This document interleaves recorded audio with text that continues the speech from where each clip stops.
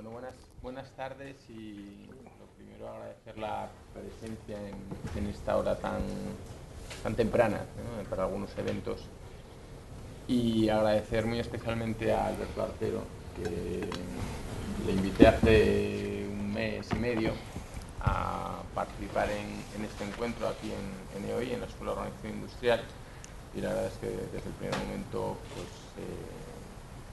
lo acepto de manera encantado, ¿no? Con lo cual, pues fenomenal.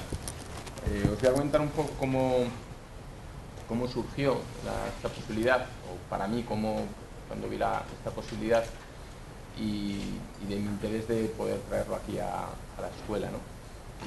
Hace 3 meses aproximadamente estuve en la presentación de un libro, le escuché, y con otra gente en esa presentación, y según lo escuché dije, yo lo leo todos los días a Alberto en su columna del Confidencial, en Valor Añadido, y me pareció tan espontáneo, dije, a Alberto lo tengo que llevar porque es otro perfil, ¿no? Dijo, yo no tengo ningún, en otra escuela de negocios, no tengo ningún MBA, no tengo, y cómo había surgido, ahí comentó una cuestión de cómo había surgido la columna de Valor Añadido, ¿no?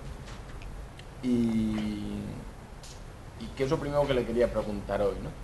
Porque comento, fue una reflexión personal, ¿no? Y nosotros aquí en la Escuela de Alberto, por ejemplo, les pedimos a nuestros alumnos que tengan sus blogs, que generen una cierta marca o identidad digital, ¿no?, de cara a su empleabilidad y y donde muestran interés y que se posicionen un poco, ¿no? Y creía que eso además era un punto interesante. Y un punto interesante, a los que leáis la columna de Valor Añadido,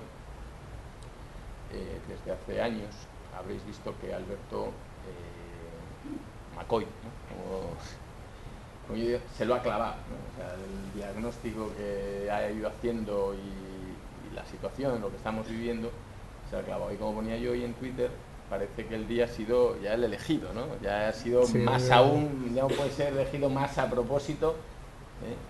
Nosotros hemos intentado hacer todo lo posible para que hoy subiera la prima de riesgo, ya que venía hoy aquí Alberto, y dijimos, a ver si es posible que nos cuente algo más, ¿no? Pues la hemos llegado a poner hoy a 540. Decía Alberto también esta mañana en Twitter, ponía al final de la mañana, dice, no estaba en Twitter esta mañana, parece que hay movida ahí fuera, he perdido algo, ¿no? Yo le contesté, dije, una minucia, no ha pasado nada, la prima 540, pero nada, lo demás, eso más todo lo que ha pasado, ¿no?, o todo lo que está pasando. Y yo creo que por eso es tener una opinión como la de Alberto, tener la posibilidad de tenerle aquí, de podáis preguntarle, que podamos tener un encuentro, que es lo que queremos definir. No se trata de una conferencia, se trata de un encuentro. Podáis preguntar, y así es como lo hemos planteado. Y como veis ahí, hemos utilizado el nombre de su columna, Valor Añadido, para darle el título a este encuentro, ¿no? Valor Añadido para entender lo que está ocurriendo, si es posible entender, ya no sé si es posible entender algo de lo que está ocurriendo, ¿no? Pero esa es la idea. Yo me vais a permitir como moderador o presentador que le haga la primera pregunta, ¿no? Y es al hilo del nacimiento de Valor Añadido, de la columna y de McCoy, ¿no? Si nos puedes ahí, Alberto, profundizar algo más cuando decías lo de la reflexión personal, ¿no?, de cómo surge, cómo tú tienes una trayectoria profesional y de repente, bueno, pues decides ponerte en otro ámbito, ¿no? Fenómeno. Pero primero de todo, gracias a todos por estar aquí, ¿no? Yo le comentaba una cosa a Ramón, que es verdad y lo siento íntimamente, ¿no? Y es que solo puedo estar agradecido porque una persona venga aquí a escuchar lo que yo tengo que decir. Yo vivo McCoy con un profundo sentimiento de agradecimiento, nunca me imaginé que McCoy iba a ser quien ha sido. Creo que McCoy tiene fecha de caducidad, yo llevo 6 años escribiendo todos los días sobre la crisis, tengo la sensación de estar dando muchas veces vueltas y tengo una cierta sensación también de un cierto cansancio, un cierto agotamiento. Y a mí lo que me importa no es que perdure McCoy, me preocupa que perdure Alberto Artero, ¿no? Y por tanto... O el volumen tuyo, yo creo, Alberto. Sí. Para que se te escuche atrás. A ver ahora. No, el micro, para la gente de atrás. Sí, para la gente de atrás, vale. Pues por hacerlo rápido, pues una sensación de agradecimiento. Muchas gracias por estar aquí. Me decía Ramón, no sé si habrá mucha gente, digo, con que haya uno me basta, ¿no? Yo nunca me imaginé que iba a haber nadie, una audiencia intentando escuchar lo que yo tuviera que decir, con lo cual, y yo creo que es una receta bastante buena en general en la vida, ¿no? Vivir las circunstancias que te sobrevienen de la manera natural, es decir, las circunstancias que conquistas, pues viviendo de la manera en las que te sobrevienen de otra, y esta es una circunstancia para mí sobrevenida. Yo acabé en valor añadido fruto de una enorme sucesión de casualidades. Básicamente, lo que ocurrió es que yo siempre he tenido claro qué es lo que se me da bien en la vida, ¿no? Lo que se me da bien en la vida es ver las cosas y contarlas, ponerlas un poco en orden y contarlas, ¿no?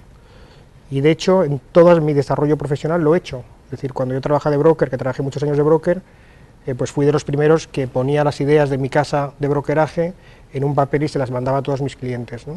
Y eso es un hábito que cogí durante varios años hasta que esos papeles empezaron a llegar al editor del Confidencial, y fue el editor del Confidencial el que dijo, oye, a este le gusta escribir más que un tonto un lápiz, no se le da mal, se entiende lo que dice, ¿por qué no le propongo que venga, ¿no?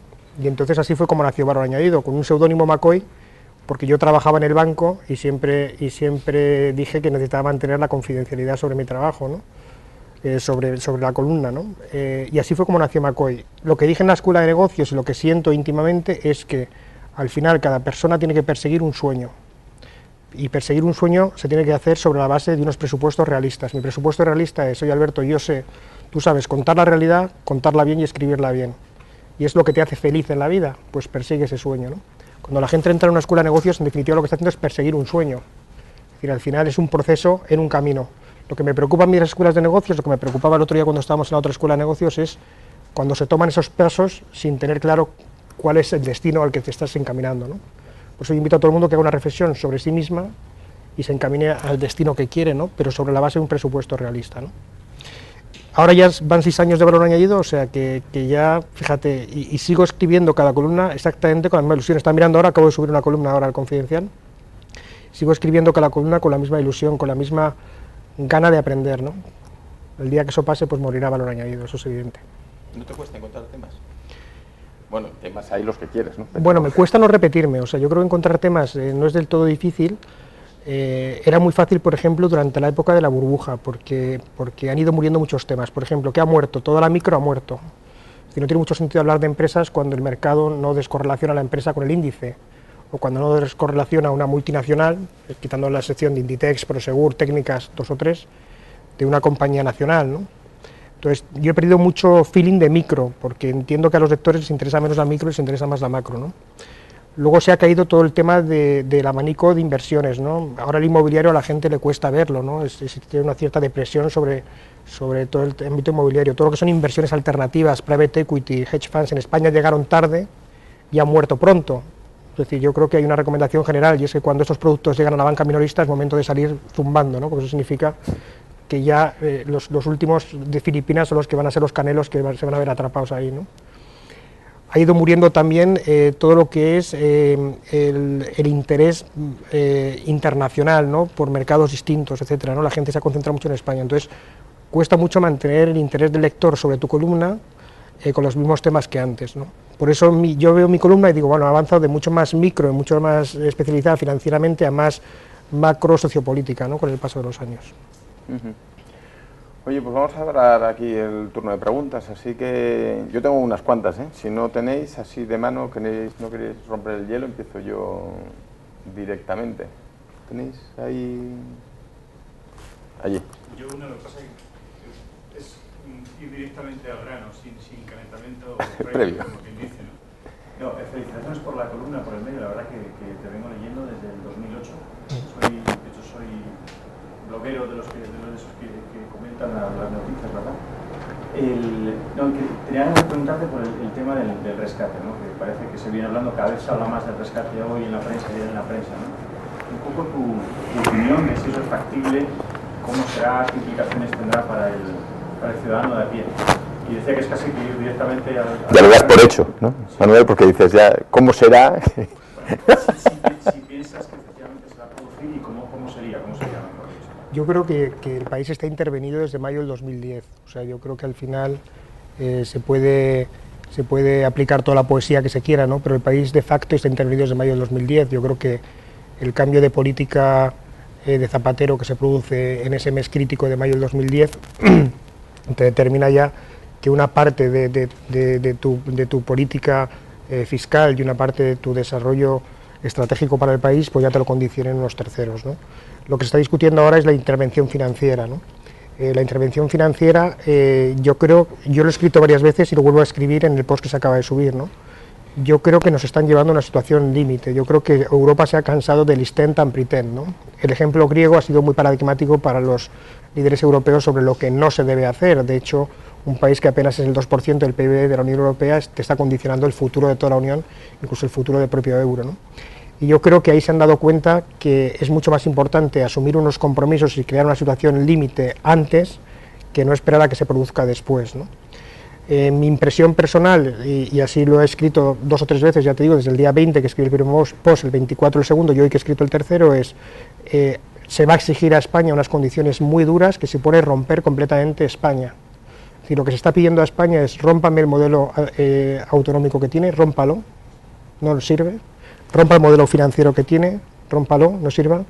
Rompa el modelo de estado de bienestar que tiene, rómpalo, no sirve. Es decir, están intentando que España se dé la vuelta como un calcetín, ¿no? Y realmente cuando tú empiezas a mirar lo que te están pidiendo desde ahí fuera, básicamente es esto, ¿no?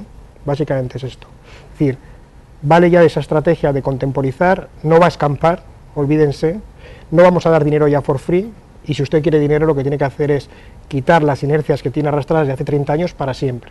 Y eso es lo que se está haciendo, con una doble herramienta, que es la negativa del Banco Central Europeo a intervenir, entre otras cosas porque el Banco Central Europeo no puede hacer política fiscal, y se está pidiendo que haga política fiscal al final cuando se le pide que compre bonos, con lo cual el Banco Central Europeo sería la punta de lanza que se está negando a llevar a cabo la actividad, pero el fondo, lo que está detrás de eso es, oiga, yo le voy a hacer la ayuda europea, pero siempre que cumpla este plan y con el Banco Central Europeo como auxiliar subsidiario. Yo creo que al final va a haber un rescate encubierto, yo creo que un rescate formal es muy complicado.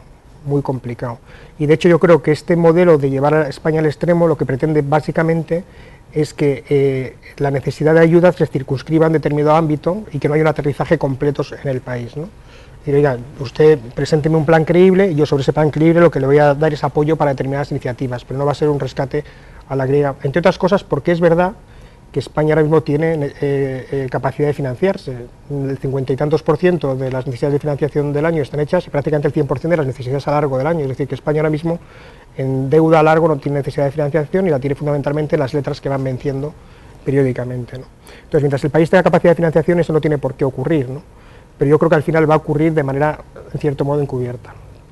¿Cuál va a ser la situación que va a provocar esto? Primero, hasta el 1 de julio no se puede producir nada porque es cuando entra el Fondo de Rescate Permanente en funcionamiento y hasta el 1 de julio va a estar bastante complicado. Y 2, yo creo que al final lo que va a determinar que el país tenga que apelar a esos fondos, aparte de que ya lo haya hecho por la vía del BCE y no todavía por la vía del SM, ¿no?, del Fondo de Rescate Permanente, es la situación tan grave que se está produciendo en términos de deterioro de los indicadores macro tan rápida, ¿no? Es decir, es evidente que si las rentas minoristas caen un 10% con un país que 2/3 partes es demanda interna, la previsión de déficit del 0,3 para el segundo trimestre no se va a cumplir. O sea, nadie se puede creer que se vaya a cumplir. Y eso, por lo tanto, te va a forzar a dar una determinada información, ¿no?, o apelar a unos determinados fondos, ¿no? Ocurre igual con el tema de la caída de los ingresos fiscales, ¿no? La caída del ingreso fiscal del IVA del 8%, por mucho que subas el IVA ya no vas a conseguir mayor recaudación y, por lo tanto, lo único que vas a poder hacer va a ser atajar por el lado de todo el gasto superfluo, ¿no? Que es el gran debate que hay encima de la mesa, lo que reclamamos a los españoles: oiga, deje de cortar del jamón y córteme el tocino, ¿no? Porque al final el jamón me lo quiero comer yo también, pero el tocino se puede tirar a la basura, ¿no? Y es un poco el debate. El impacto para los españoles, por concluir tu pregunta, pues época muy dura, pero es que, vamos a ver, yo creo que aquí hay 2 elementos que no nos podemos olvidar de ellos. Las relaciones en la vida, como económicas, como políticas, no pueden ser asimétricas. Y yo no puedo pedir a Alemania que me financie cuando me va bien y no pagarle cuando me va mal. Nadie nos forzó a endeudarnos como nos endeudamos. Lo hicimos porque quisimos, con una responsabilidad colectiva, con un cierto engaño, pongamos, de algunas entidades financieras, por hacer un guiño a Leopoldo Abadía, que le encanta esto, ¿no?, con una cierta actitud irresponsable del Banco de España, ¿no?, que sabiendo el flujo de dinero que estaba entrando a España no fue capaz de reducir la concentración de riesgos. Y eso ha pasado. Eso es real. y hay algunos responsables, pero lo que está claro es que el país se endeudó porque se quiso endeudar, ¿no? Y que en la relación con tus acreedores no puede ser asimétrica, no puede ser, oye, dame cuando quiero y ahora que me pides no te doy, ¿no? Y luego, en segundo lugar, hemos vivido una ilusión de riqueza. Y esa ilusión de riqueza, como ilusión que es, pues se está desvaneciendo. Entonces hay que asumir que se va a desvanecer. Y hay que asumir que la reversión a la media no supone que si un piso ha subido un 50%, tiene que bajar un 50%, o un 45% si la media ha mejorado para bajar a la media, sino que va a estar por debajo de la media.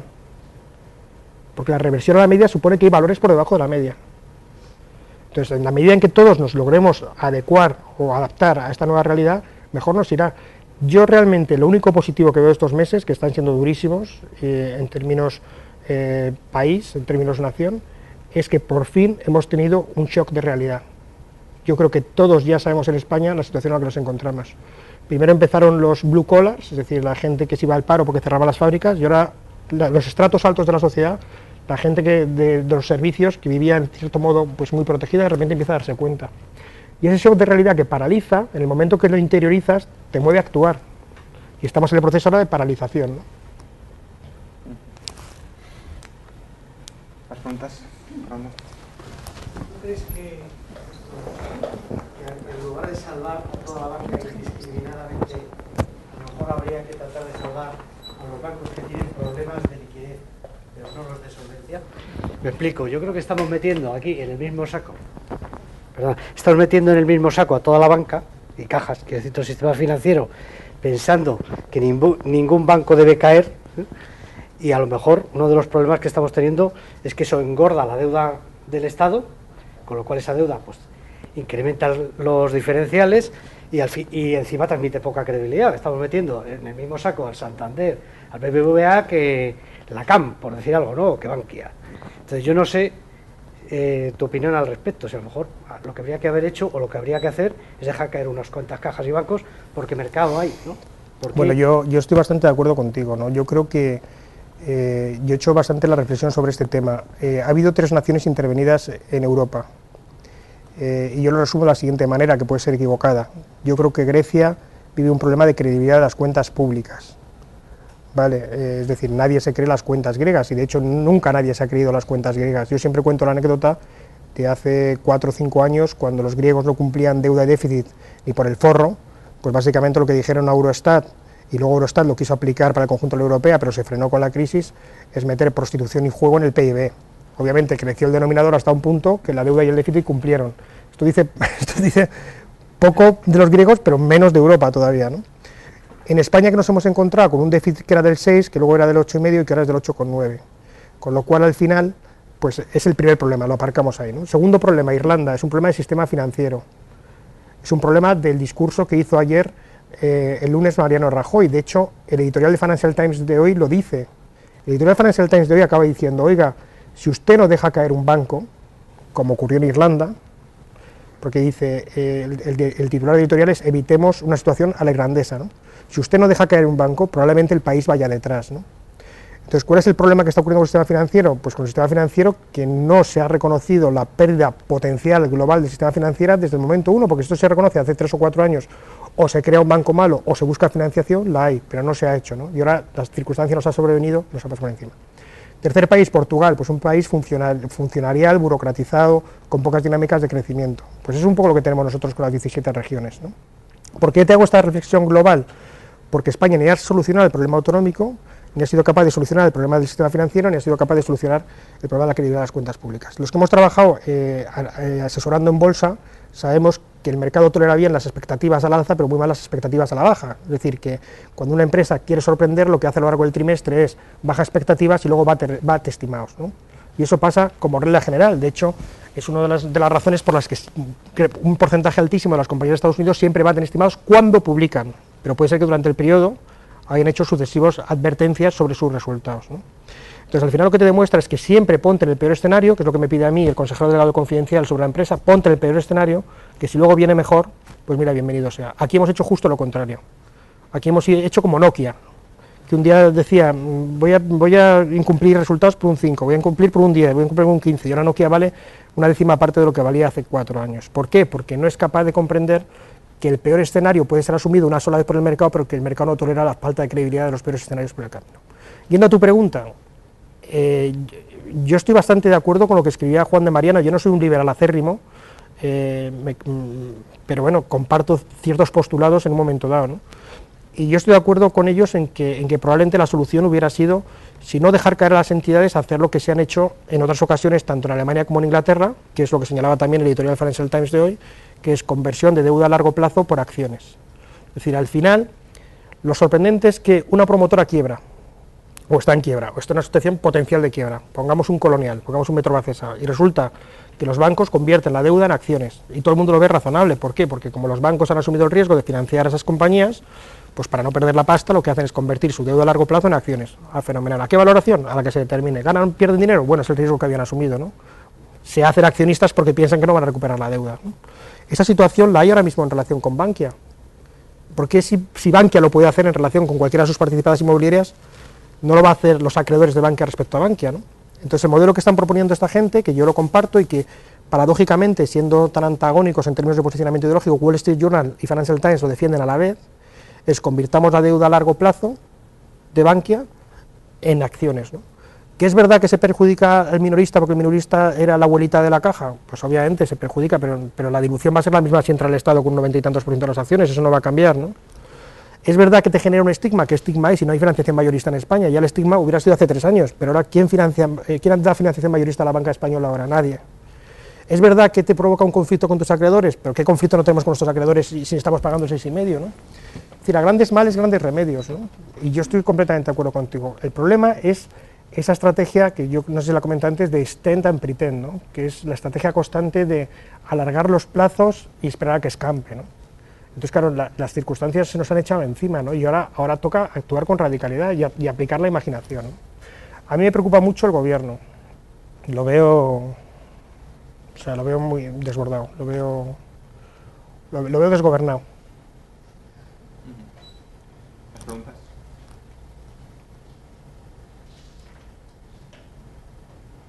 Voy yo. Bueno. ¿Cómo ves el panorama? Espera un segundito.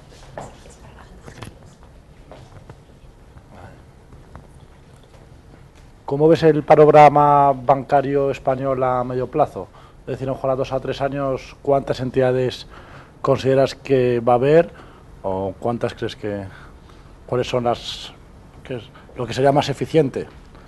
Bueno, yo creo que, vamos a ver, yo creo que tenemos, y esto es verdad, una parte sustancial de nuestro sistema financiero que es muy sólido. Es muy sólido, eso es innegable. O sea, yo creo que Santander y BBVA, con sus cosas, son entidades razonablemente sólidas. Otra cosa es que la dinámica que se ha metido el conjunto del sector en España les perjudique. Pero objetivamente, si tú miras la procedencia de sus resultados, son entidades sólidas. Más probablemente un BBVA porque ha sido menos expansionista que un Santander y se ha metido en menos líos, pero son entidades razonablemente sólidas y eso supone un porcentaje importante del sistema financiero español, ¿no?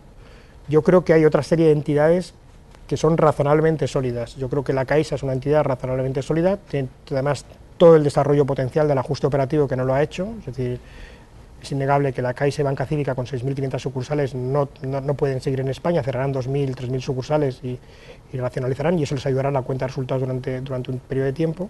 Yo creo que las cajas vascas están razonablemente bien.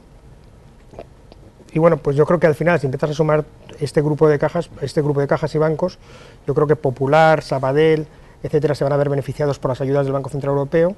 Es decir, cuando me preguntan a mí el escenario del sistema financiero de aquí al futuro, yo digo, para mí vamos a saber la verdad del escenario financiero dentro de 2 años y 6 meses, que es cuando acabe la financiación extraordinaria del Banco Central Europeo. Porque quien haya hecho bien sus deberes podrá devolver ese dinero, habrá ajustado el ratio de depósitos y créditos, habrá ajustado su nivel de financiación mayorista, se habrá ajustado operativamente, habrá mejorado su eficiencia, tendrá un desarrollo del margen de intereses y podremos verlo con claridad. Yo creo que hasta esa fecha todo lo que vamos a vivir en cierto modo también va a ser una cierta mentira, ¿no? Porque he hecho las cuentas muy rápidas y a lo mejor estoy equivocado, ¿no? Si Bankia pidió 40.000 millones al Banco Central Europeo, yo supongo que esa financiación mayorista la está cobrando está pagando en torno al 3, por hacer los números redondos. Y el Banco Central Europeo se le da el 1, o sea que está ganando 2 puntos porcentuales al año de margen de intereses sobre 40.000 millones. Es decir, Bankia se está metiendo 800 millones arriba todos los años, que son mentira. Entonces, dentro de 3 años, si Bankia no ha logrado corregir los desequilibrios estructurales de su negocio y no ha logrado sacar dinero suficiente como para tener esos 800 millones que está metiendo ahora de Rondón, pues va a tener un problema. Entonces yo creo que el proceso de consolidación va a seguir, no me atrevo a decir cuántas entidades va a haber, creo que el sistema financiero español se ha estigmatizado y estamos en una profecía que se autocumple, porque está generando una dinámica perniciosa sobre todo el conjunto del sistema financiero español, pero no te sabría decir, yo creo que eso lo vamos a saber, ya te digo, dentro de 2 años y 6 meses, cuando acabe el proceso del BCE.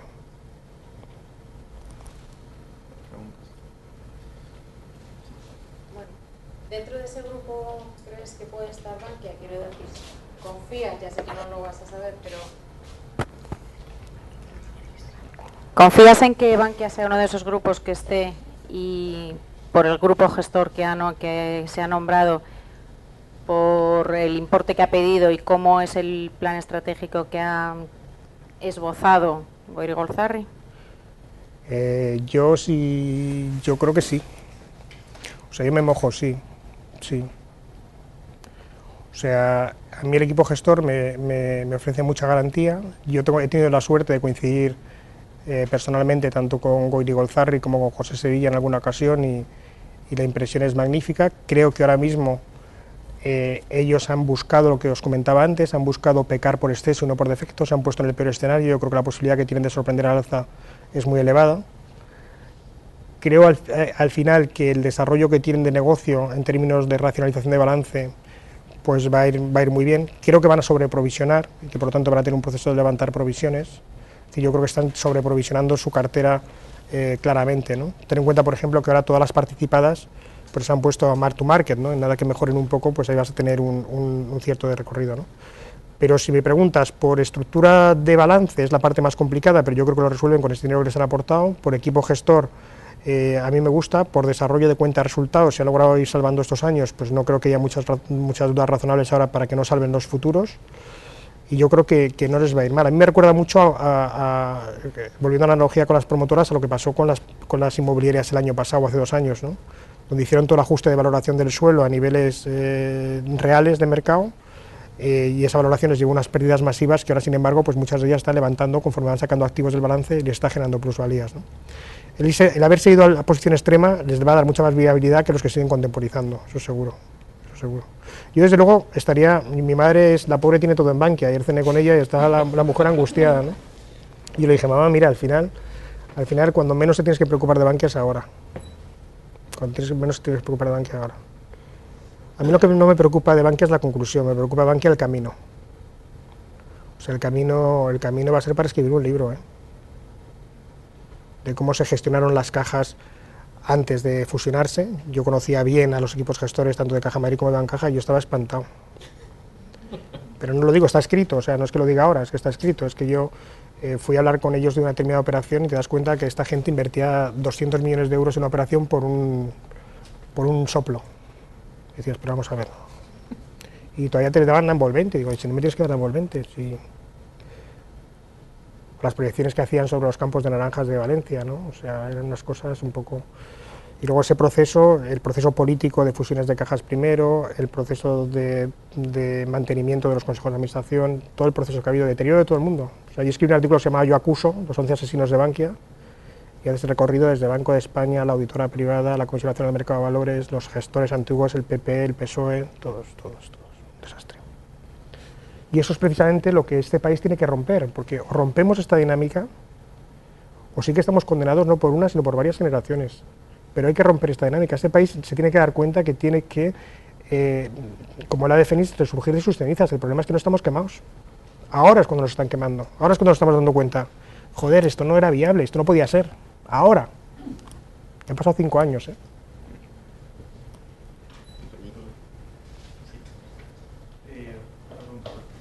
¿Cuál es tu posición en el debate de las responsabilidades? Parece que todos somos responsables, unos más que otros. ¿Es un debate que se debe abrir ahora o se debe salir de la crisis y luego pedir responsabilidades? ¿Te parece que las responsabilidades políticas se han asumido o las responsabilidades penales incluso de los gestores en España se han asumido o no, están por asumir? Un poco ver tu posición en todo debate. Vamos a ver, yo creo que al final ni los políticos ni los banqueros pueden ser distintos del resto de los mortales, ¿no? Es decir, si aquí hay una quiebra fraudulenta de una entidad, o ha habido una ocultación sistemática de datos a inversores minoristas que al final son perjudicados, pues esta gente tiene que responder por ello. Yo soy muy partidario de las responsabilidades. El problema de este país, entre otras cosas, el problema de este país es que nadie asume su responsabilidad y nadie hace que la gente asuma su responsabilidad. Porque, oye, yo, si meto la mano en la caja, puedo no asumir mi responsabilidad, pero llegaréis cualquiera de vosotros y me diréis, oye, Alberto, mira, que es que hemos metido la mano en la caja. Entonces te vienes conmigo, vamos a comisaría y aclaramos el tema. El problema de ahora es esa suerte de contubernio que hay, donde lo que interesa es pisar los menos callos posibles, ¿no? Yo me troncho, lo ponía ayer en Twitter, me troncho con la reclamación de una comisión de investigación en el Parlamento. O sea, me troncho, porque esto es una comisión de investigación en el Parlamento. ¿Ha servido eso para algo alguna vez en la vida? O sea, no ha servido nunca, jamás. Solo para llenar periódicos. Oye, yo trabajo en un periódico y me encantará, y habrá declaraciones grandilocuentes, pero sirve eso para... Me decía ayer María Antonia Trujillo, que me contestaba en Twitter, me decía, no, hombre, porque esas conclusiones se pueden llevar a la Fiscalía. Y digo, vamos a ver, lo que no entiendo, lo que no me cabe en la cabeza es que si hay una actuación irregular, potencialmente irregular, que lleve a crear una comisión de investigación, que no actúe la Fiscalía de oficio, ¿no? Pues esa es la dinámica en la que estamos, ¿no? Yo creo que este país necesita tener, yo creo que sería muy aleccionador para el país que los responsables de esta tragedia, o que nos han llevado a esta tragedia, pagaran por ello siempre que hay un delito. Por ejemplo, yo soy muy crítico, y en ese sentido se me puede echar la gente encima, pero yo cuando veo el dinero que se ha pagado en los consejos de administración, vale, a mí no me preocupa que se pague ese dinero,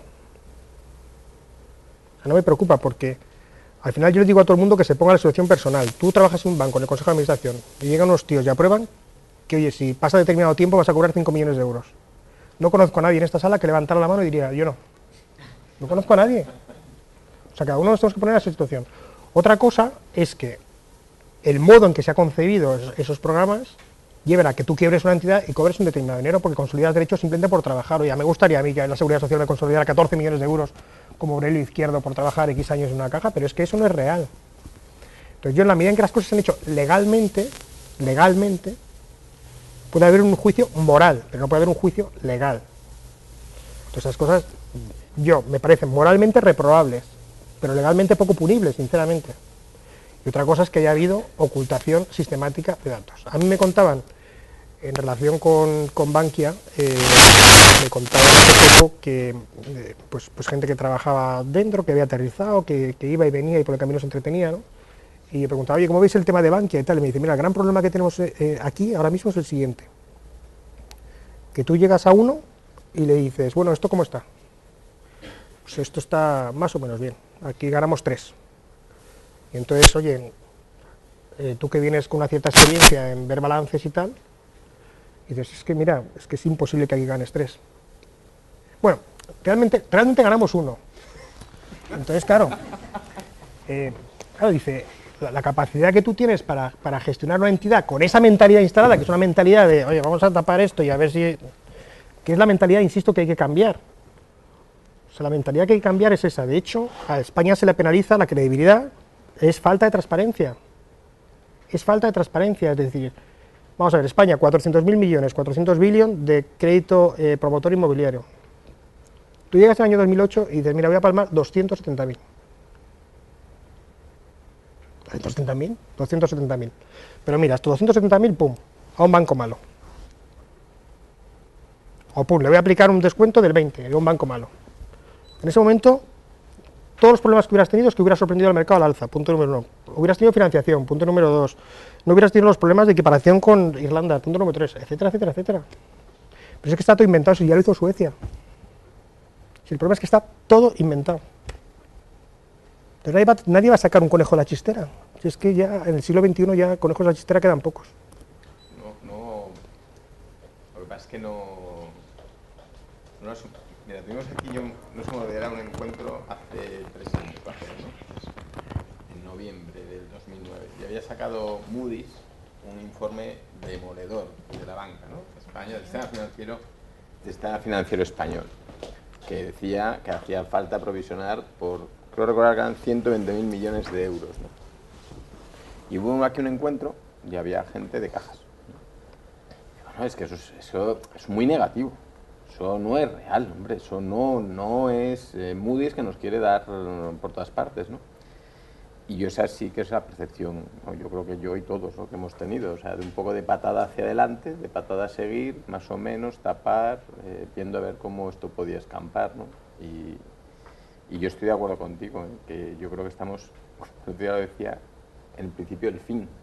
Porque quedará mucho fin, no digo que no, pero por ejemplo la situación de Bankia, el hecho de que se haya ya evidenciado lo que hay, que ya haya saltado, como quien dice, cuando todo el mundo, o mucha gente, era consciente de lo que ahí había y no sé, era como tapar una herida sin limpiar, porque claro, eso al final termina supurando por todas partes, ¿no? Y por eso yo creo que es el principio del fin, ¿no? De lo que vamos. Yo le iba a preguntar de las responsabilidades, que además nos preguntaban en Twitter, ¿no? Y a nosotros, bueno, a mí en clase me pasa, ¿no? Porque hay gente, cuando comentas esto, la gente, como yo digo, el común, ¿no? O sea, las personas dicen, no, es que nos han llevado a endeudarnos, ¿no? Digo, no, vamos a ver, aquí todos nos hemos endeudado, los que nos hemos endeudado, hay parte de gente que le han llevado, pero hay otra gente, o todo el mundo, al final suscribía la deuda y nadie estaba obligado a suscribirla, ¿no? ¿Tú no crees que ahí, desde el punto de vista particular, ¿no? También hay que asumir una cierta responsabilidad, ¿no? Porque yo siempre se lo traslado a cuando la gente en los años que vivimos peligrosamente, ¿no? En 2005, 2006, tú ibas en febrero a una cena con amigos, te decían, el fin de semana que viene, o la semana que viene, nos vamos a Cancún, ¿no? Y tú no ibas a Cancún y parecías tonto, ¿no? Decías tú, ¿y yo por qué no voy? Cuando todo el mundo va, ¿no? Y cuando digo es para las vacaciones, da igual, para lo que fuera, ¿no? ¿No crees que falta también por asumir una parte, o sea, aparte de mirar hacia arriba y decir estos, ya sea las entidades financieras, ya sea el ámbito político, ya sea, pero también un poco de asumir por parte de los ciudadanos, ¿no? Que ha habido un comportamiento, voy a decir, negligente, en parte, ¿no? No, yo estoy de acuerdo, y además hay una condición, Ramón, para que salgamos adelante, y es que cada uno asuma su cuota de responsabilidad, porque en la medida en que uno no asume su responsabilidad sobre aquello que le afecta y aquello que le rodea, es imposible que asuma su responsabilidad para sacar el país adelante, porque siempre estará esperando, siempre habrá un culpable. O sea, siempre habrá un culpable que me llevó a esta situación y por lo tanto, como hay un culpable que me lleva a esta situación, yo no puedo salir de esta situación porque hay un culpable, ¿no? Entonces eso pasa mucho, ¿no? Al final, a mí me hace mucha gracia cuando comentan lo del endeudamiento, porque hay pocos sistemas tan garantistas como el español, pocos sistemas tan garantistas, es decir, aquí para asumir un crédito tienes que ir a una entidad, tiene que haber un señor, tiene que leerte la escritura, tienes que tener claras las condiciones, tiene que preguntarte si las has entendido, y si una vez que las has entendido tiras para adelante, pues tiras para adelante, ¿no? Es verdad que la gente se ha fiado de determinadas personas que a lo mejor no tenían que haberse fiado, pero también es tu cuota de responsabilidad individual, ¿no? Decir, oye, hasta dónde llego y hasta dónde no llego, ¿no? Yo siempre pongo el siguiente ejemplo. Yo me compré en el año 2002 una casa pequeñita en Jaca.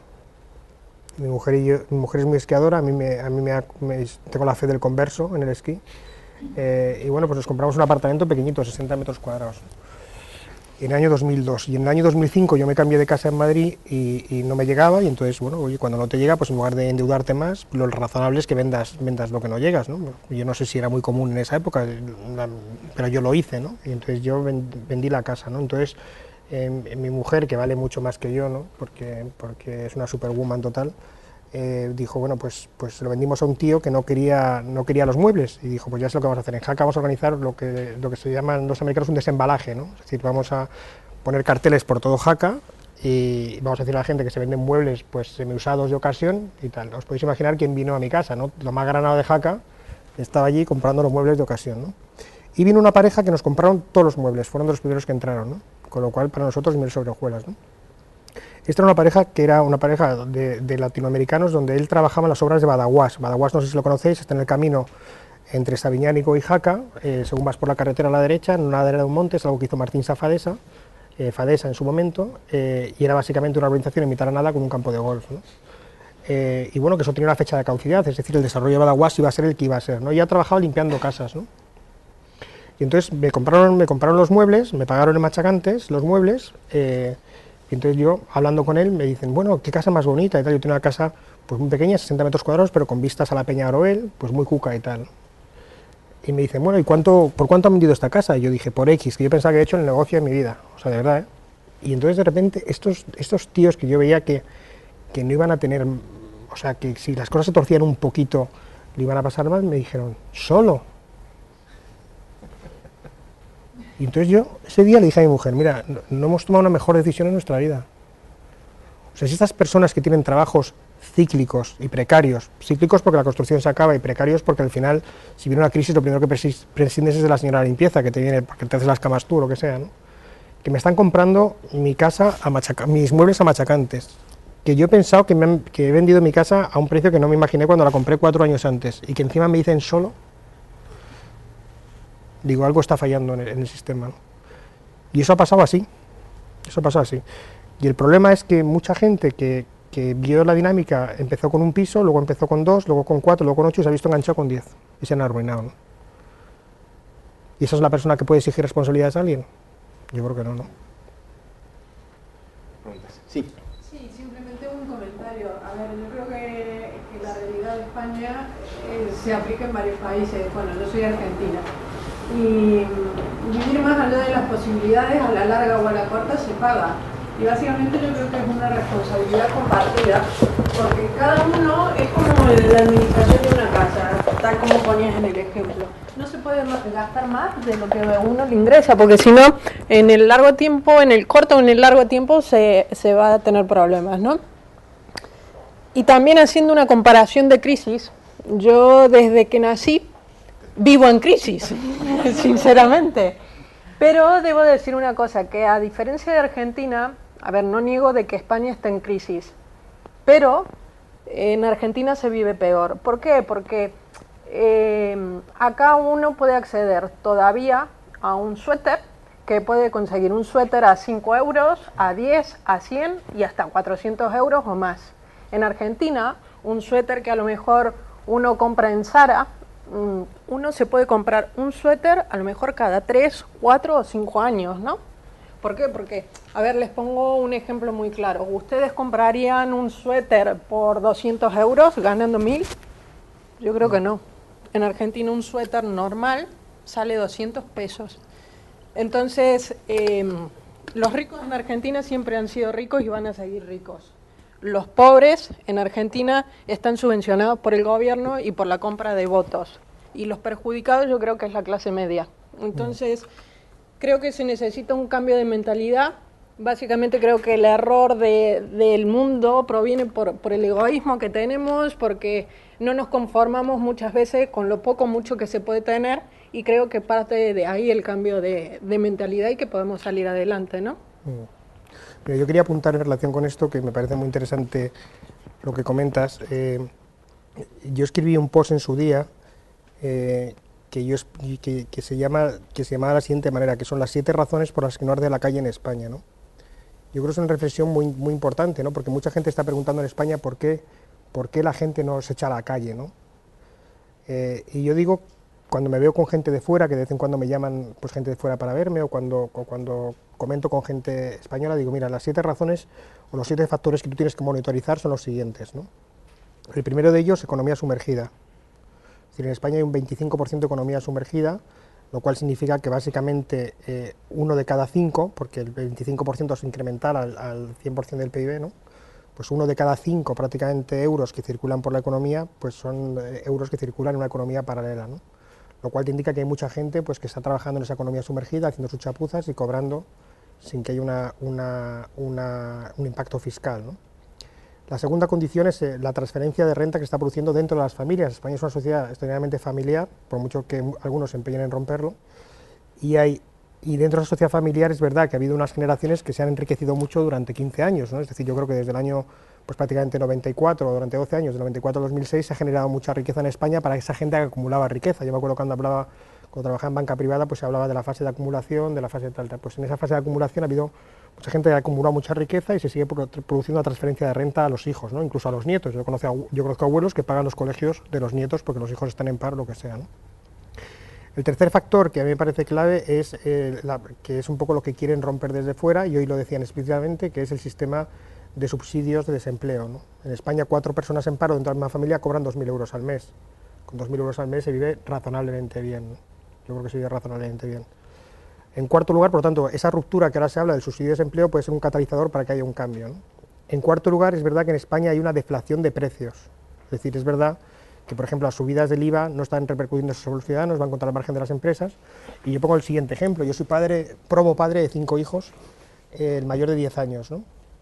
Y yo todos los domingos cenamos de telepizza, ¿no? Y cenar de telepizza significa que yo puedo comprar 3 pizzas por el precio de 1 y me lo mandan a casa, ¿no? Los domingos. Me cuesta 15 euros cenar toda la familia.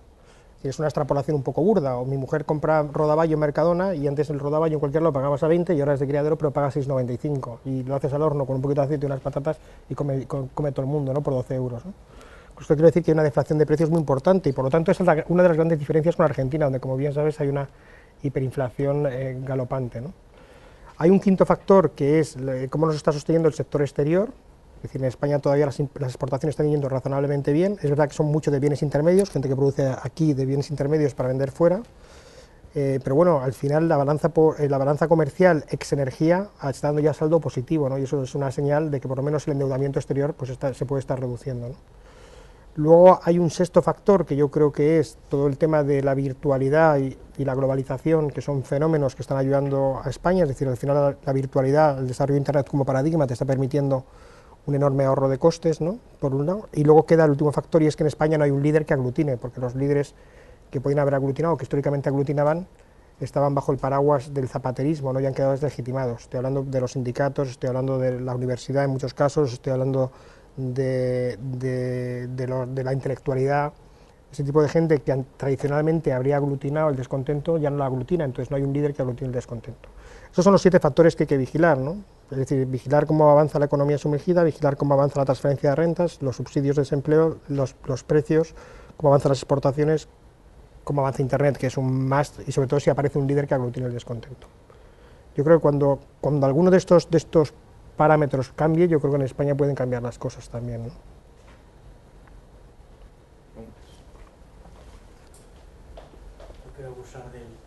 quiero abusar del tiempo. No, abusar todo lo que quieras. Oye, yo no soy futbolero, o sea que yo el partido de España me... ¿Hay partido? No sé.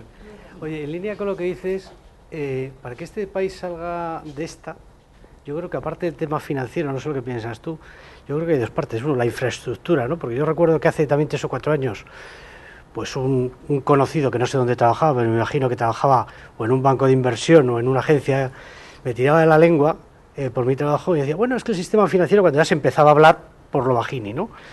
Y digo, pues mira, seguramente ahí haya problemas, pero mi preocupación es, ¿este país tiene una estructura competitiva adecuada para salir, aunque ahora arregláramos todos los problemas del sector financiero? Es decir, imaginemos que con la varita mágica que sea arreglamos los problemas del sector financiero, ¿estamos en una posición competitiva global que nos permita salir de la crisis? Porque a lo mejor el problema no es puramente financiero, es como en muchas empresas, ¿no? Tienes el problema financiero de corto, de liquidez, de lo que quieras, pero no tienes el problema, digamos, estratégico resuelto.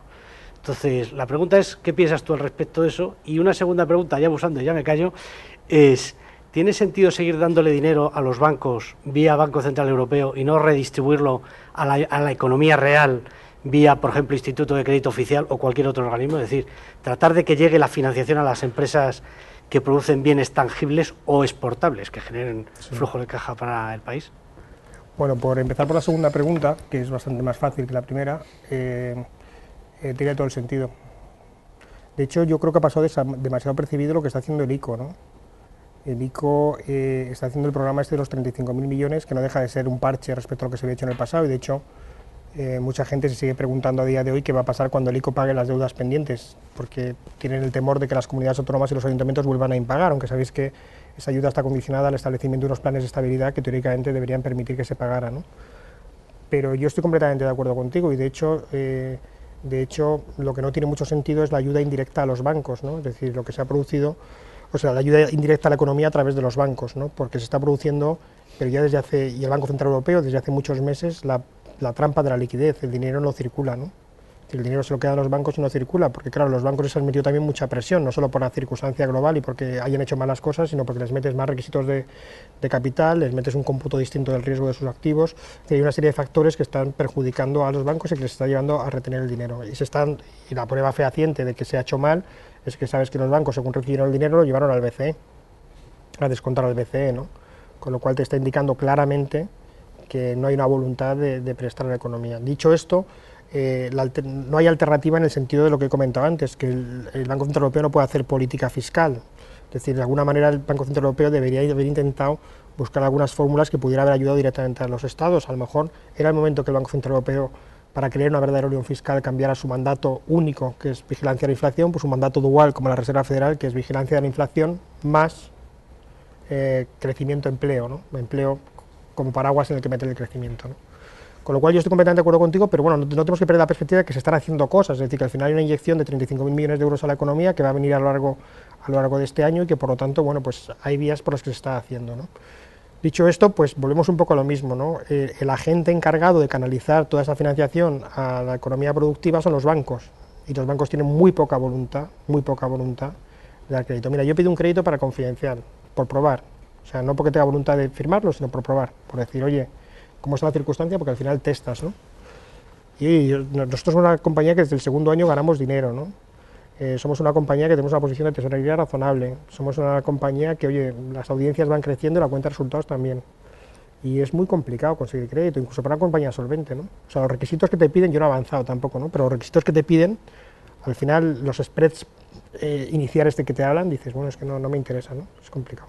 Con lo cual, a tu pregunta, estoy completamente de acuerdo contigo, ¿no? Lo que pasa es que, bueno, hay una restricción del Banco Central Europeo de su mandato, que probablemente hubiera sido la oportunidad de cambiarlo por un lado, y en segundo lugar, que sí que creo que se están haciendo cosas, ¿no? Y que veremos qué impacto tiene eso. El problema de este programa es que podían haberlo hecho hace 3 años, ¿no? Volvemos un poco a lo que no se ha hecho hasta ahora y que se hace ahora, y ahora la gente yo creo que está más para intentar sobrevivir que para ponerse dinero a circular, sinceramente, ¿no?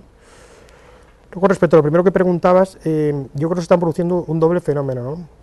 El fenómeno que advirtió durante tanto tiempo Krugman y que era del libro, ¿no? Que era al final cuando tú no tienes una política cambiaria, pues para hacer una devaluación competitiva lo que tienes que hacer es una deflación de precios y de salarios, no te queda otra, y en España se está produciendo desgraciadamente mucho más por efecto denominador que porque se esté ajustando realmente el coste real, es decir, como hay muchos menos gente trabajando, pues mejora sustancialmente tu productividad, es decir, el producto dividido entre menos trabajadores hace que mejore tu productividad, pero realmente la competitividad está mejorando de manera razonable, pero no está mejorando tampoco por un cambio estructural de una adecuación colectiva a un nuevo entorno, sino por la vía de los despidos, ¿no? Cuando entre en vigor la nueva reforma laboral veremos realmente si esa productividad es sostenible en el tiempo y siendo productivos somos competitivos, ¿no? Yo creo que la segunda parte de esa primera pregunta que me hacías, que era sobre el cambio de la estructura productiva, yo creo que al final todo el mundo estamos reclamando, al final Javier Santiso, que escribe en El País y escribe muy bien, él habla siempre de lo que llama la smiling curve, ¿no? Que es la sonrisa, ¿no?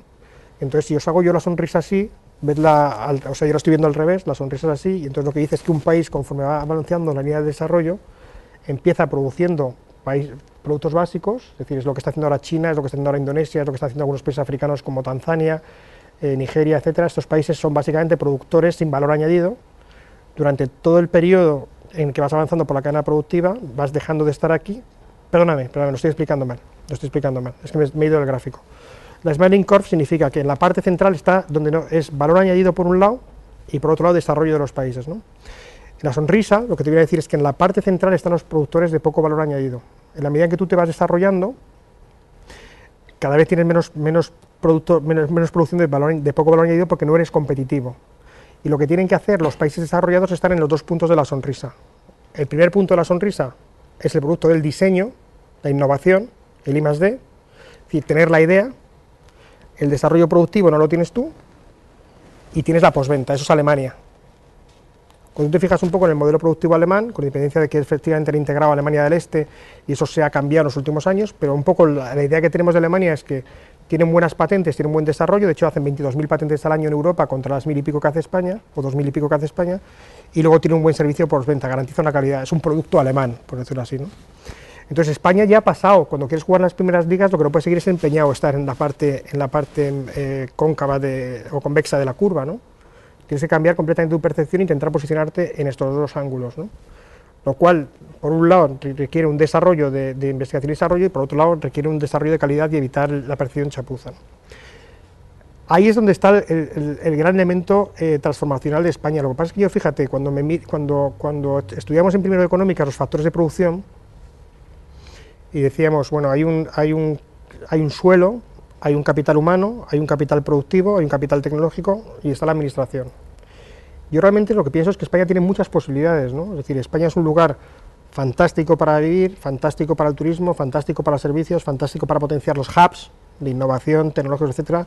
Los hubs, por ejemplo, de energías renovables, que es una gran oportunidad perdida en España. Es decir, España como suelo, como lugar de vivir, es un lugar mucho más friendly, por decirlo así, que Finlandia, ¿no?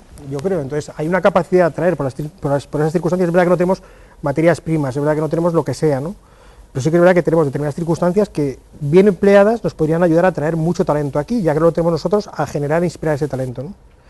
Yo creo que España, si sobra ahora, es capital humano. Yo creo que durante muchos años ha estado viniendo un flujo inmigratorio de mucha gente menos preparada y por lo tanto una mano de obra barata que estaría dispuesta a trabajar con estos mini jobs y por lo tanto llevar a cabo un proceso de trabajo menos cualificado, pero también creo que estamos en una de las generaciones más preparadas de España. Sinceramente, yo veo, oye, aquí las escuelas de negocios lo veis, la gente que sale todos los años, ¿no? Estos son como los 12 apóstoles, o sea, con que salgan 12 que sean capaces de evangelizar y promover negocios, cambian una sociedad. Porque no importa tanto la preparación cuanto el espíritu emprendedor, ¿no? Yo creo que es un poco lo que falta en España. Pero capital humano, si me dices, objetivamente capital humano en España, digo, objetivamente hay recursos en España, sí. Objetivamente hay capital humano en España, sí. Lo que sobra en España también es capital productivo. Lo que hace falta es reconvertir el capital productivo, es decir, la capacidad de utilización de las instalaciones productivas en España sigue siendo muy bajo. ¿Por qué? Por la crisis. Pues habrá que ver con toda esa instalación productiva que se tiene hecha. ¿Qué vamos a hacer? ¿Vamos a demorarla? Pues a lo mejor hay que emplear un poquito la imaginación, ¿no?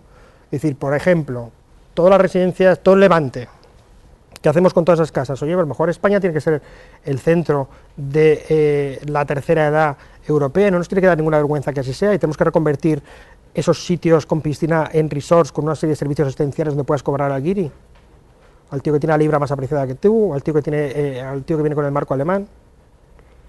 Es decir, que al final, eso falta. Capital tecnológico es la gran laguna española, claramente, ¿no?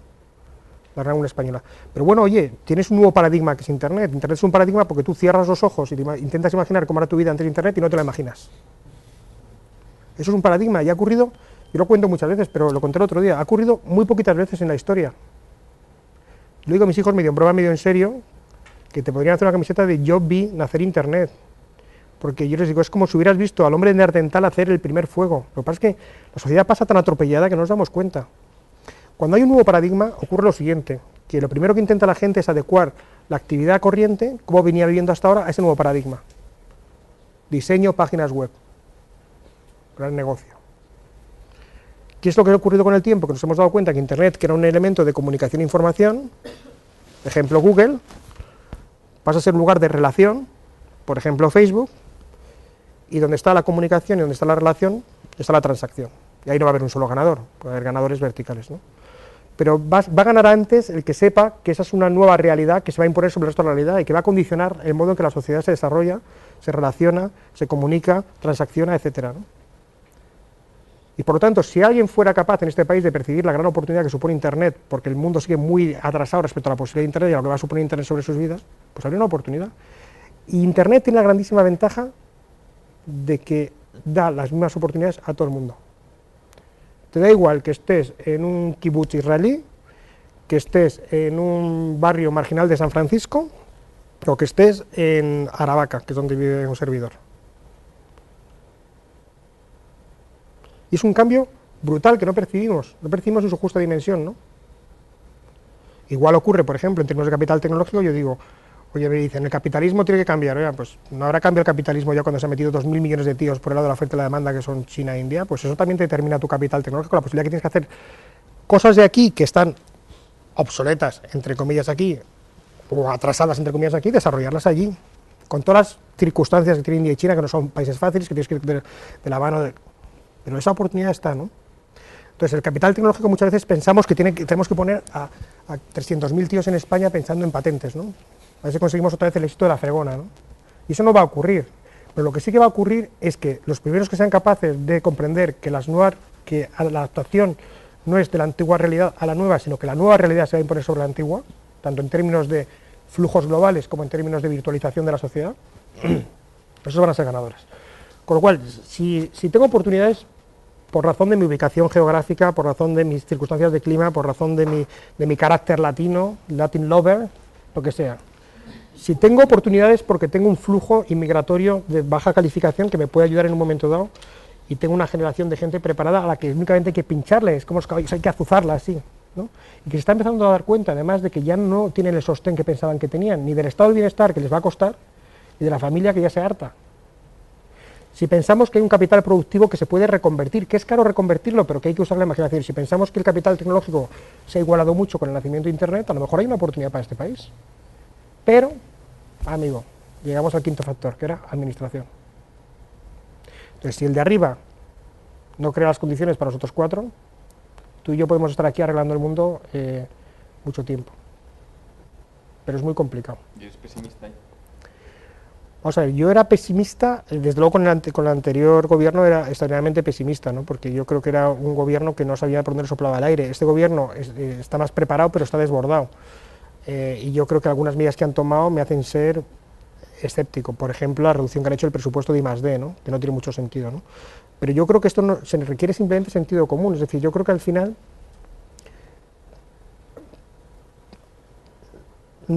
antes me hacían unas preguntas para cuando entraba aquí, ¿no? Y digo, o sea, si me preguntas cuál es el cambio principal que yo creo que se tiene que producir en el conjunto de la sociedad, es el sentido de inmanencia.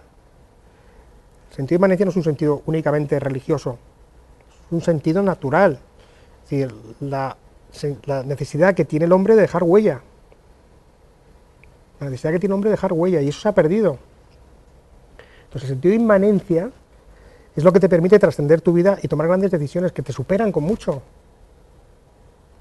Entonces, estamos en el cortoplacismo del político de la siguiente elección, en el cortoplacismo del trader que vende el siguiente derivado, no importa quién.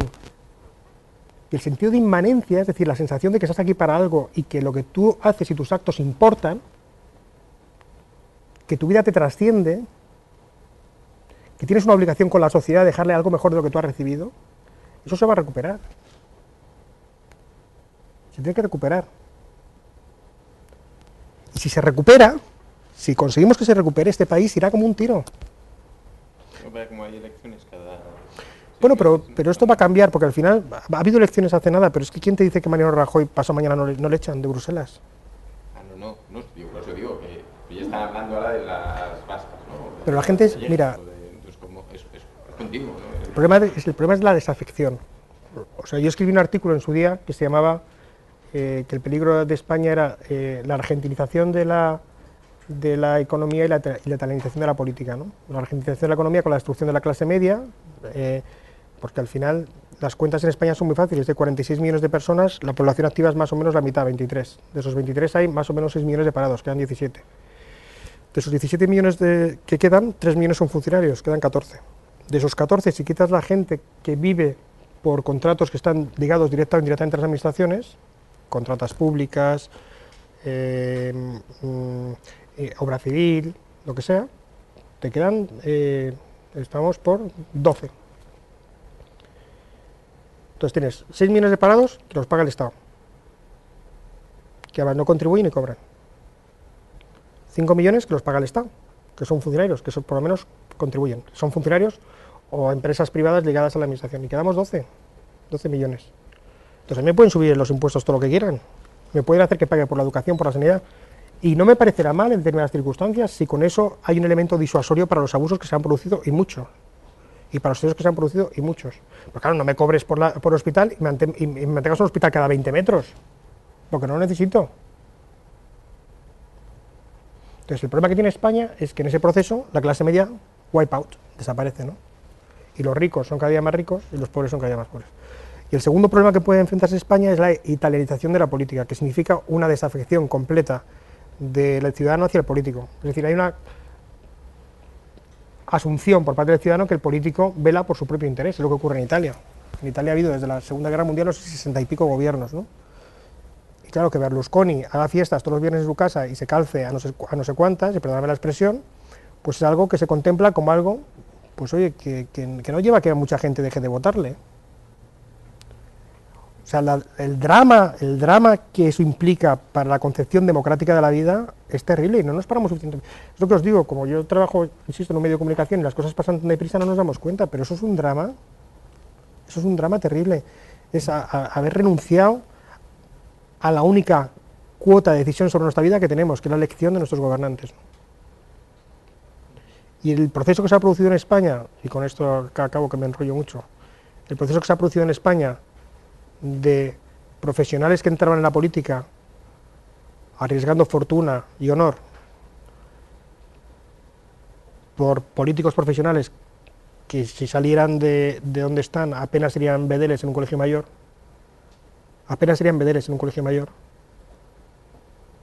está provocando esta desafección.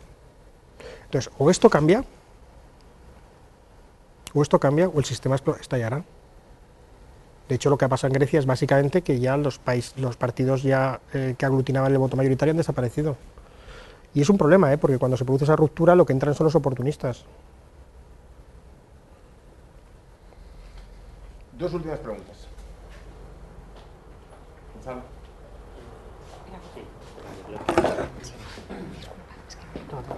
Gonzalo está ahí a los mandos de Twitter. Sí, esta es una pregunta de un usuario de Twitter, de Blay5, que acabas de hablar de Grecia y pregunta precisamente que cómo ves el supuesto abandono del euro por parte de Grecia.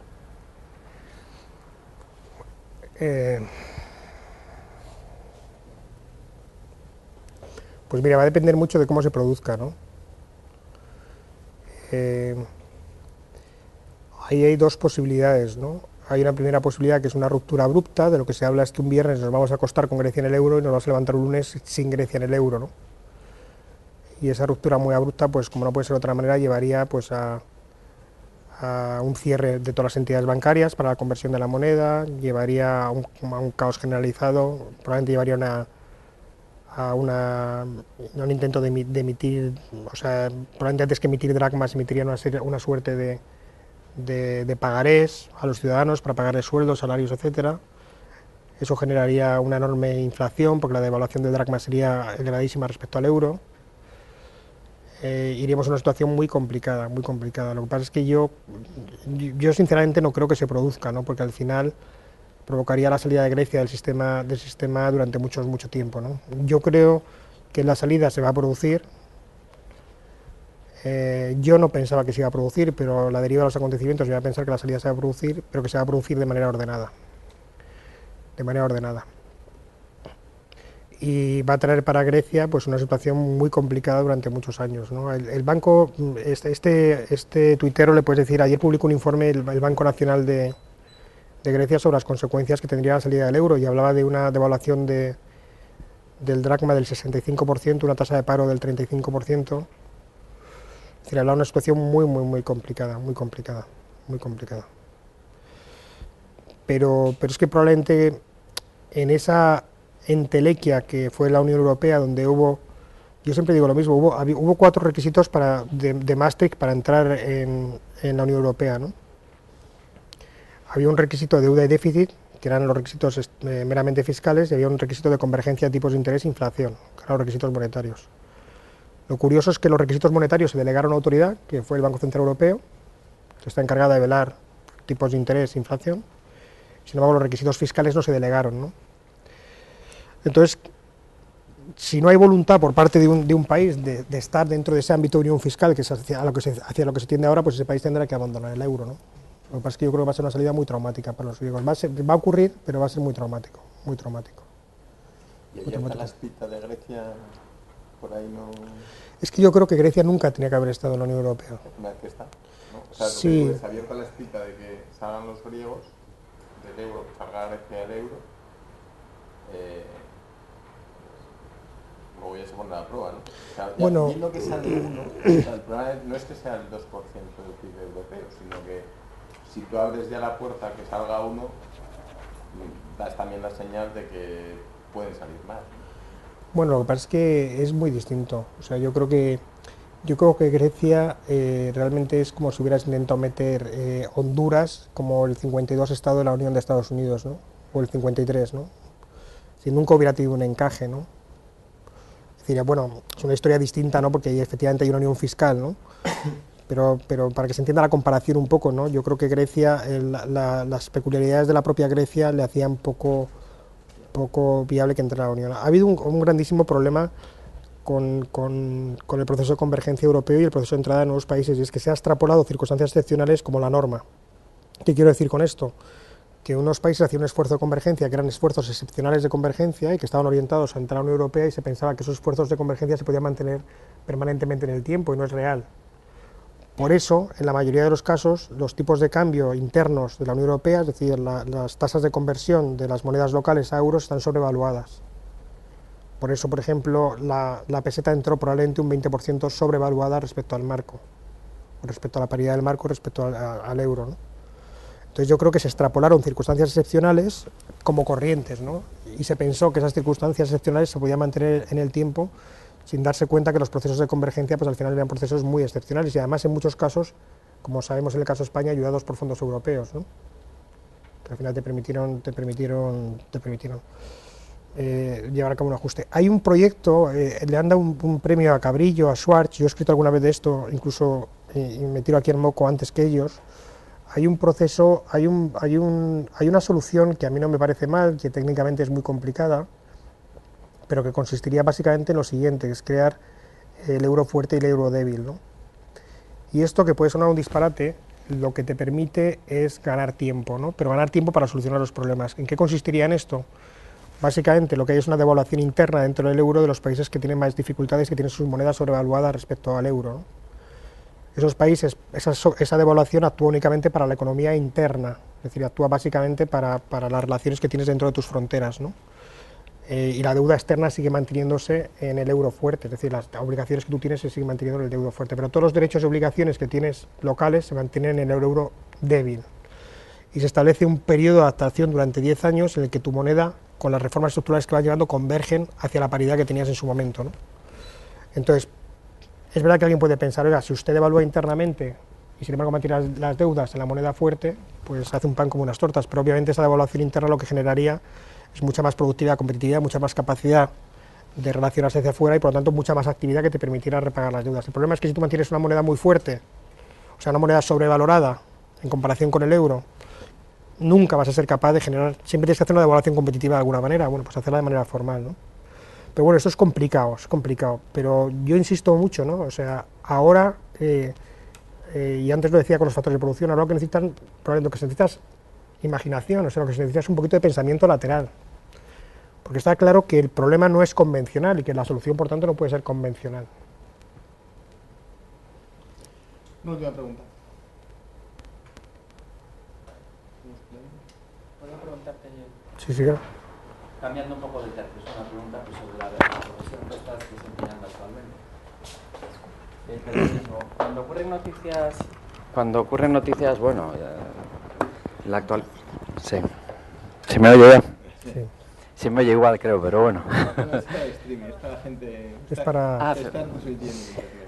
Fenomenal. Bueno, pues ante las noticias, ante la actualidad que estamos viviendo cada día, pues los enfoques que se le dan a las noticias son importantes, y ante una misma noticia objetiva, como puede ser pues que el Banco Central Europeo rechaza la manera que tenía inicialmente previsto el gobierno de financiar pues los apoyos públicos que va a dar a Bankia, pues uno lo enfoca de manera que el Banco Central Europeo rechaza o tumba el plan diseñado para Bankia, y otros sencillamente pues lo cuentan de una manera más moderada.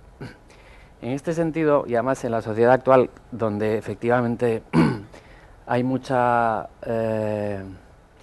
información y la competencia por la notoriedad es importante para un medio de comunicación, y la pelea porque te escuchen es importante, Yo me pregunto si existe un dilema a la hora de escribir y redactar estas noticias o prestar esta información en el enfoque que se le da a la noticia en concreto y la responsabilidad que se puede asumir a la hora de ser pues tremendista con una determinada información o más moderado a la hora de plantearla, sobre todo en la situación actual. Entonces lo que me pregunto es si existe ese dilema a la hora de plantear, y en concreto evidentemente tiene que ser una pregunta personal porque Sí. tendrás que responder un poco lo que piensas Sí. tú al respecto. Si existe ese dilema y cómo lo resuelves.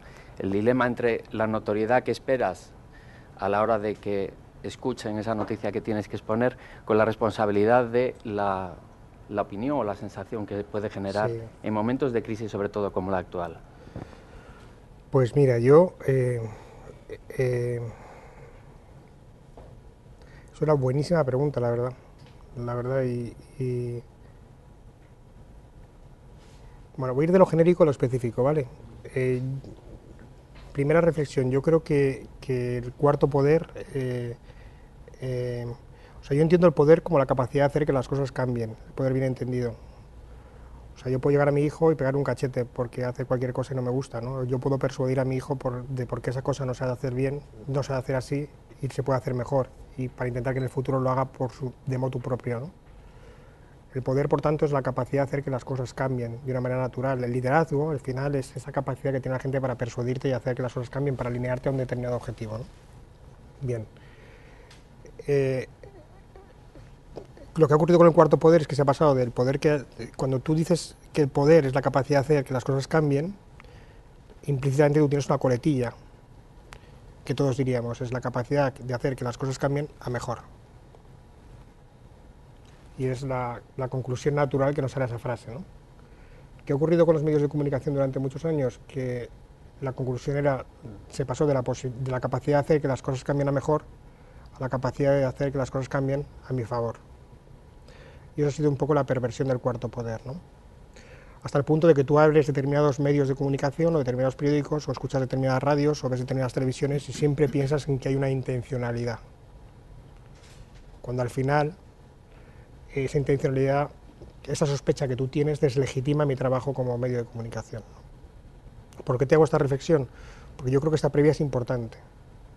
Porque al final en el Confidencial, como apelas personalmente, en el Confidencial nosotros renunciamos hace mucho tiempo a tener una línea editorial y luchamos mucho por reconquistar el valor del cuarto poder como esa capacidad de hacer que las cosas cambien de manera libre, independiente, con una información propia, con una información contrastada, con una búsqueda de controlar el resto de los poderes, denunciar lo que haya que denunciar y exaltar lo que haya que exaltar. Punto y aparte, por un lado. Entro en la segunda parte. Ha habido un cambio de la dinámica periodística brutal en los últimos años, brutal, ¿no?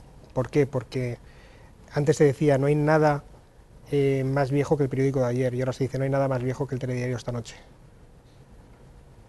Es decir, ¿esto qué te quiere decir? Que al final la dinámica online lo que ha provocado es que, pues lo que os decía antes, ¿no? La sucesión de acontecimientos provoque que la gente esté mucho más informada en tiempo real. La competencia entre los medios de comunicación, la competencia se centra en poder llevar las cosas de la manera más inmediata posible y de la manera más explicativa posible, ¿no?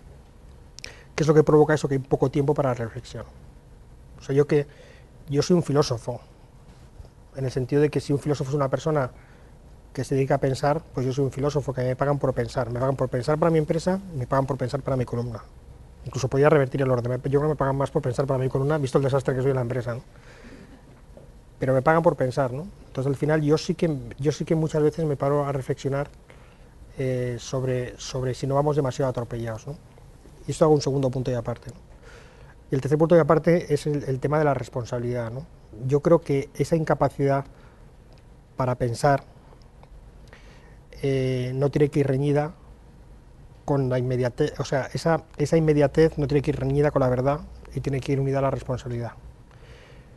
A mí, por ejemplo, yo entraba ahora aquí y veía, se da por hecho el rescate, la prima titular del Confidencial, 540 puntos, la bolsa cae un 2,5%. ¿Me gusta ese titular? Personalmente me gusta menos que otros titulares. Cuando tú haces un periodismo opinativo, como hace el Confidencial, es muy difícil no intentar dar un sesgo que vaya más allá en lo que tú vas publicando, ¿no? ¿Significa que tú generas la alarma? No, significa que la alarma ya ha estado generada, porque hay unas circunstancias de mercado. ¿cuál es lo que yo veo diferencial de nuestro medio respecto a los otros? Primero, que buscamos la verdad. Segundo, que buscamos la verdad de manera precipitada e inmediata, porque es lo que nos exige ahora mismo la dinámica de los medios de comunicación. Pero nosotros llevamos una línea consistente. O sea, yo creo que si tú miras el Confidencial los últimos 5 años, no nos hemos enganchado a los temas como un elefante en una cacharrería. Hemos advertido mucho antes que los demás lo que estaba por venir y hemos seguido cuando los demás han llegado con nuestra misma línea, ¿no? Que probablemente sea una línea, en cierto modo, distinta, rompedora, un poco agresiva, ¿no?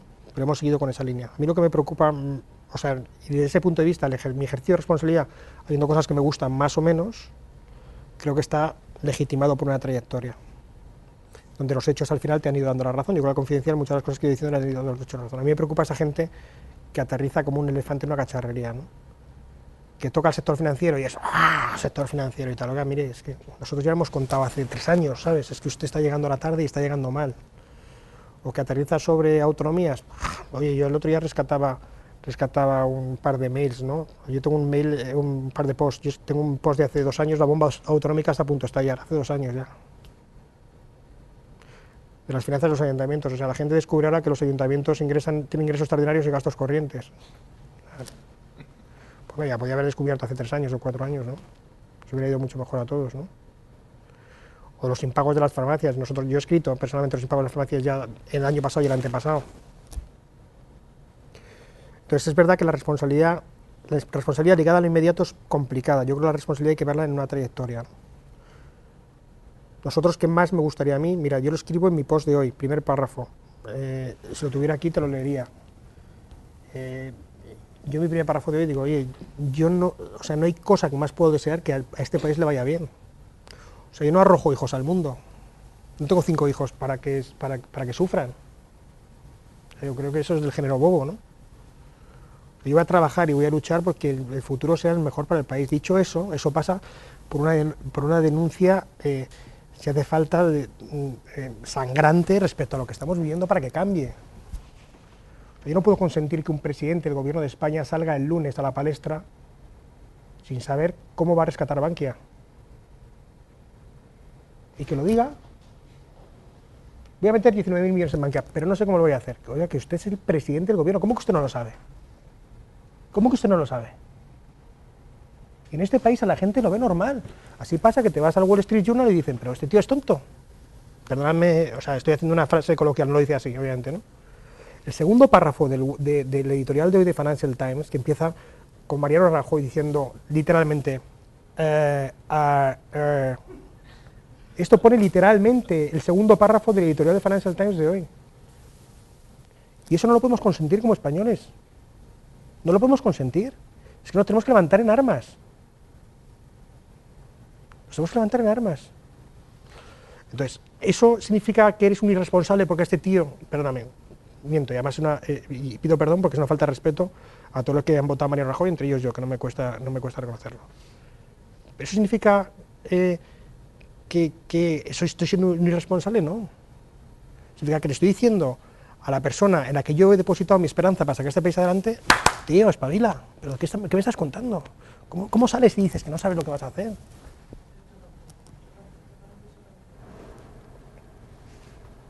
Y eso hay que hacerlo, ¿no? Y eso no es ser irresponsable, al contrario, yo creo que eso tiene una dosis de responsabilidad que va mucho más allá de lo que la gente piensa. Yo no tengo ninguna prisa, yo no sé si quería alguna pregunta de Twitter. Sí, hay una pregunta más. ¿El micrófono o...? Sí. A ver. Comentabas ahora el Wall Street Journal, pues precisamente hay un columnista que es Matthew Lin y ahí viene la pregunta que ha asegurado hoy que España va a salir del euro antes que Grecia. Entonces nos pregunta un tuitero que ¿cuál es tu opinión al respecto? Bueno, esto está circulando bastante por la web, lo ha publicado Antonio de Miguel, que es un conocido, que es el que lleva finanzas.com, y lo he leído un poco por encima. Aparentemente él da hasta 6 argumentos por los cuales España va a salir del euro antes que Grecia, ¿no? Y básicamente hay un argumento que es el el de tamaño, ¿no? Que España tiene un gobierno serio, lo he leído muy por encima, o sea, no me hagáis mucho caso porque lo he leído por encima, que como España tiene un gobierno serio, el problema es mucho más gordo y tal. Yo creo que si sale España del euro, el euro desaparece. O sea, yo creo que Europa se puede permitir la salida de Grecia del euro, una salida muy costosa, de hecho ya ha sido muy costosa, porque como sabéis, a la deuda griega se le aplica un recorte sustancial, es decir, que no es ninguna novedad que la salida de Grecia va a ser muy costosa, ¿no? Pero yo creo que el euro no puede sobrevivir claramente sin España. El euro no existe. O sea, yo creo que este es el primer punto de partida que todos tenemos que tener claro. El euro, la concepción original del euro, no existe, porque el euro hace mucho tiempo que dejó de ser fungible. Es decir, es distinto un euro en Alemania, donde te financias hoy, te estás financiando en el 10 años al 1,6%, y en el 30 años alemán está también por debajo del 2, no sé si era el 1,8 o el 1,9, con una curva bastante planita. Bueno, planita, sí, planita. Que un euro en España donde te financias al 6,5%. El euro no es una moneda fungible, de facto. El euro como concepción intelectual ha muerto, ha desaparecido, no existe. No existe. Otra cosa es la salida del euro como moneda corriente, ¿no? Y yo creo que la salida de España del euro como moneda corriente, si Matthew Lin apuesta por esto, y es un columnista muy bueno, y es que en Bloomberg habitualmente y tal, yo creo que eso supondría claramente la ruptura del euro. Yo creo que el euro no puede soportar la salida de un país como España, ¿no? No lo puede soportar. Y yo creo que la corrección pasa por insisto, un poco por soluciones imaginativas y porque se deje de un verbo que yo creo que ninguno habíamos oído hasta hace 6 meses y que ahora está en el acervo colectivo, que es procrastinar, ¿no? Es decir, diferir los problemas interminablemente en el tiempo. Pues Europa sigue procrastinando, ¿no? Procrastinando. Y hoy la Comisión Europea dice, bueno, podríamos hacer una unión de bancos, y mañana dice, podríamos hacer una unión de sociedades, de las SGAEs, lo que haga falta, ¿no? Pero yo lo veo muy complicado, yo creo que ese análisis es muy complicado, y si sucediera, desde luego, es mucho, y se ha hablado mucho, yo creo que el euro podría sobrevivir sin Alemania, sería el único país de los grandes sin el que podría sobrevivir, porque realmente es el único que no necesita el euro por la moneda, ¿no? Porque él tiene una moneda, al contrario de lo que nos pasa con nosotros, infravalorada, ¿no? Pero yo creo que Alemania podría sobrevivir sin el euro, y el euro podría sobrevivir sin Alemania, pero yo creo que sin Francia, Italia, España, yo creo que el sueño europeo se desvanece por completo. Sin entrar en sus 6 puntos, y os recomiendo el artículo porque seguro que estará fenomenal en finanzas.com. Él hace un resumen de los 6 puntos y lo he visto muy cruzado, no he podido leerlo. Muy bien, pues muchísimas gracias, Alberto. También a las personas que habéis asistido, a las personas que por streaming han seguido el encuentro. Yo creo que, como poníamos ahí, ¿no? Para entender algo más, ¿no? Lo que está ocurriendo, pues ha sido fantástico poder tener aquí. Esta es tu casa, cuantas veces quieras. Yo estoy encantado. Estás invitado. Y gracias a todos. Muchas gracias.